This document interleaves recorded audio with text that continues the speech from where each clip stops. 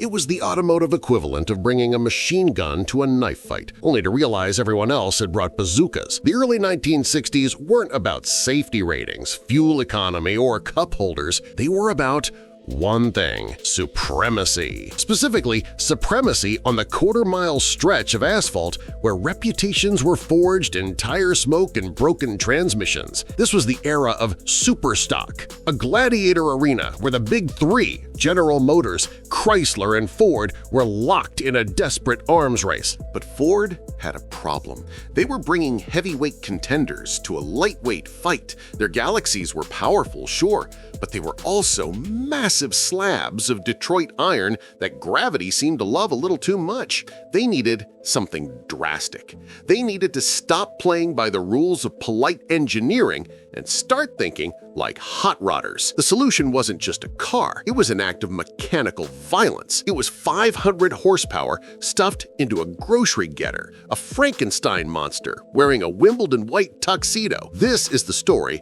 of the 1964 Ford Fairlane Thunderbolt, the car that turned the drag racing world upside down and proved that sometimes less really is more, especially when less refers to the car and more refers to the engine. To truly understand why the Thunderbolt exists, we have to rewind the tape to the early 60s. The landscape of American performance was shifting beneath the manufacturer's feet. The term muscle car wasn't really in the vernacular yet, and the legendary pony car wars, Mustang versus Camaro, were still years away. At this moment in history, performance meant full size.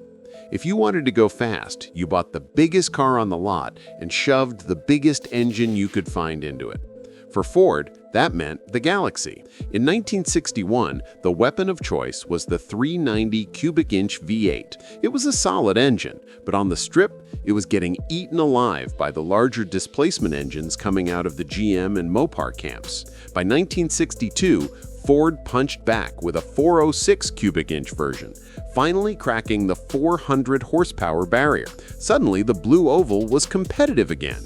They were winning races, taking names, and feeling pretty good about themselves. But racing is a cruel mistress, and complacency is the fastest way to lose. In 1963, the stakes were raised again. Ford dropped the legendary 427 cubic-inch big block to replace the 406. This was a serious piece of hardware, a race-bred engine designed to dominate. But there was a glaring issue that no amount of horsepower could fix: physics. The 1963 Galaxy Lightweight was a valiant effort, stripped of excess fat, but it still tipped the scales at over 3,400 pounds. That might not sound like much today, but in 1964, the NHRA, National Hot Rod Association, set the minimum weight for the superstock class at 3,200 pounds. Ford was effectively showing up to the starting line with a 200-pound handicap before the tree even turned green. In a sport where victory is measured in thousandths of a second, 200 pounds is an eternity. While Ford's engineers were scratching their heads,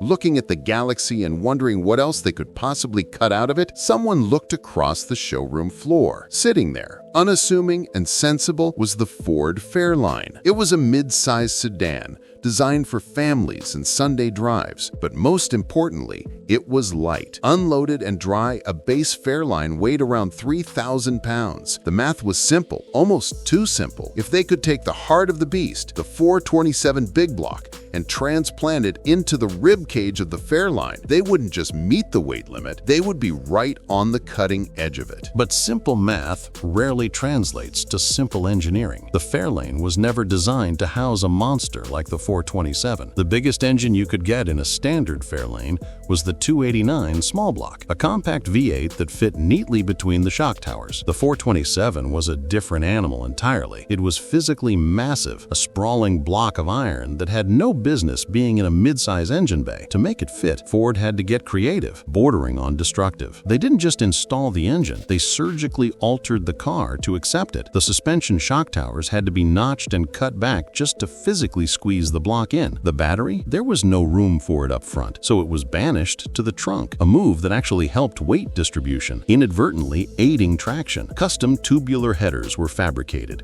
snaking through the cramped engine bay like a nest of metallic vipers, routed in complex geometries just to clear the chassis rails. And then there was the engine itself. On paper, Ford claimed the 427 High Riser produced 425 horsepower. This was, to put it mildly, a lie. It was a wink-wink, nudge-nudge number purely for insurance agents and racing regulators. In reality, with its massive 12.7-to-1 compression ratio, high-flow cylinder heads, and aggressive camshaft, the engine was pushing well over 500 horsepower.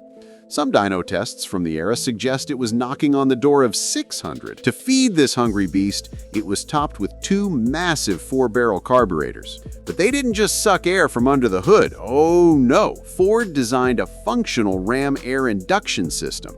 The two inner headlights were deleted, replaced with mesh screens that funneled cold, dense air directly into an airbox sealed to the carburetors. It looked menacing, like the car was staring you down with two missing teeth, ready to bite. Power delivery was handled by either a 4-speed manual transmission or a heavy-duty 3-speed automatic. If you were brave enough to choose the stick shift, it came paired with a 4.57 rear gear ratio, ensuring that if you even looked at the gas pedal wrong, you were going to vaporize the rear tires. But horsepower was only half the equation.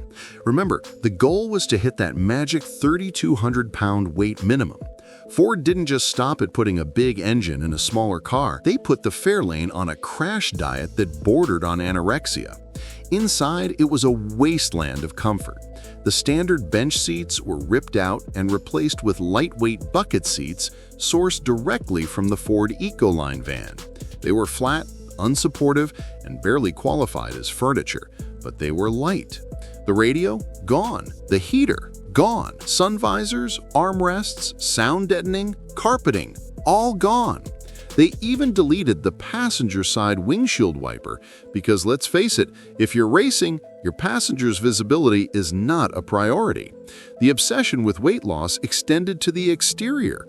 The hood was replaced with a fiberglass unit featuring that iconic teardrop bulge needed to clear the high-rise intake manifold. The front fenders were fiberglass. The doors were fiberglass.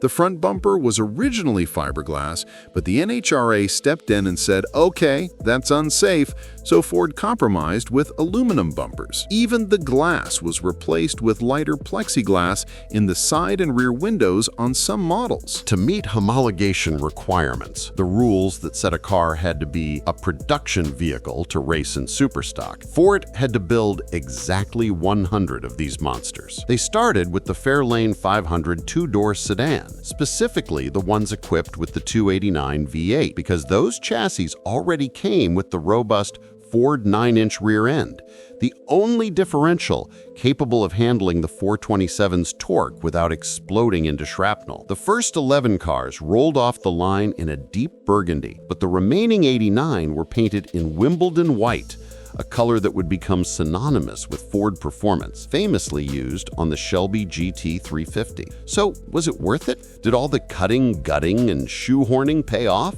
The answer was a resounding, earth-shaking yes. The Thunderbolt was an absolute terror. Right out of the box, these cars were running quarter-mile times in the 11-second range. With a little tuning and modern tires, they could dip into the 10s. The fastest recorded time in period was an 11.08 at 128 miles per hour, a number that is respectable for a supercar today, let alone a production sedan from 1964 on bias-ply tires. The Thunderbolt didn't just participate, it dominated. In 1964, driver Gas Ronda piloted a Thunderbolt to the NHRA World Championship in the top stock class. It was the vindication Ford had been chasing. They had taken the Fairlane, a car your aunt might drive to church, and turned it into a dragon slayer. However, the Thunderbolt's reign was as brief as it was bright. It was a supernova in the automotive world. By 1965, the industry was shifting again. The focus moved toward smaller platforms designed from the ground up for performance. The dawn of the pony car era was breaking. The need to stuff massive engines into mid-sized sedans waned as technology and chassis design evolved. The Thunderbolt was a one-year wonder, a specialized tool built for a specific job that it executed perfectly, and then it was retired. Today, the legacy of the Thunderbolt is immense. It represents a moment in time where the rulebook was thrown out the window in favor of raw speed. A genuine, numbers-matching Thunderbolt is now a holy grail for collectors, with prices soaring into the hundreds of thousands of dollars. It's a lot of money for a car with no radio, no heater, and seats from a delivery van. But you're not paying for comfort. You're paying for a piece of history. You're paying for the audacity of Ford engineers who looked at a family sedan and saw a race car. The 1964 Ford Fairlane Thunderbolt stands as a testament to the golden age of drag racing. It was a car built with a singular purpose: to win. It compromised everything: comfort, practicality, safety, at the altar of speed. And in doing so, it became immortal. It reminds us that sometimes the best solution to a problem is the most radical one. So the next time you see a plain white sedan at a car show, take a closer look. Check the headlights. Check the hood. It might just be a Thunderbolt waiting to thunder. If you enjoyed this deep dive into one of the wildest factory drag cars ever built, do us a huge favor and hit that like button. It really helps the channel grow. And if you want more stories about the legends of horsepower, make sure you're subscribed. We've got plenty more high-octane history coming your way.